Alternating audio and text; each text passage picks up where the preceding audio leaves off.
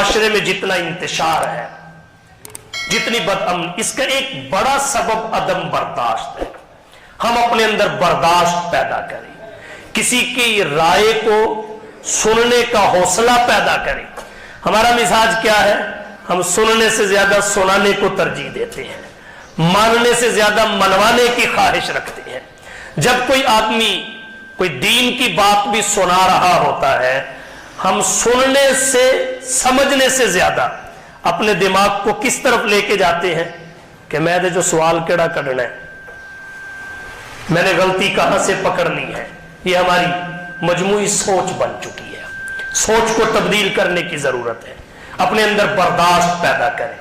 हम मजहबी तौर पे भी, सियासी तौर पे भी इस कदर अदम बर्दाश्त का शिकार हो चुके हैं, इस कदर रवादारी को खैर बात कह चुके हैं कि अल अमान वल हफीज। आप मजहब के नाम पे फतवे देख लें, कोई इम्तियाज नहीं कि ये इख्तिलाफ किस नौइयत का है। ये बात ज़हन में रखें। हर इख्तिलाफ कुफर इस्लाम का नहीं होता, हर इख्तिलाफ हराम हलाल का नहीं होता, हर इख्तिलाफ जायज और नाजायज का नहीं होता। इख्तिलाफ तरजीह और अदम तरजीह का भी होता है। इख्तिलाफ औला और गैर औला का भी होता है। अल्लाह के नबी सल्लल्लाहु अलैहि वसल्लम की हदीस है, इमाम सुयूती ने अल जामी सगीर में जिक्र की 288 नंबर पे। हुजूर सल्लल्लाहु अलैहि वसल्लम ने फरमाया, इख्तिलाफ उम्मती रहमतुन।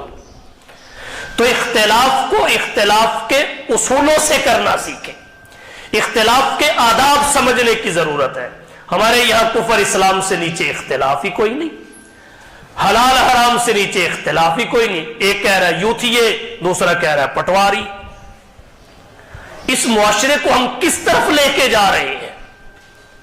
अपनी सियासी निस्बतों को निभाने के लिए, सियासी वाबस्तगियों को निभाने के लिए पगड़ियां उछाल रहे हैं, इज्जत व आबरू से खेल रहे हैं, पर्दे चाक कर रहे हैं। फिर जो है उसको तो जाहिर करते ही हैं, जो नहीं वो बना बना के हमारा मुआशरा फेसबुक पे डाल रहा है। अल्लाह को जवाब दे लेंगे?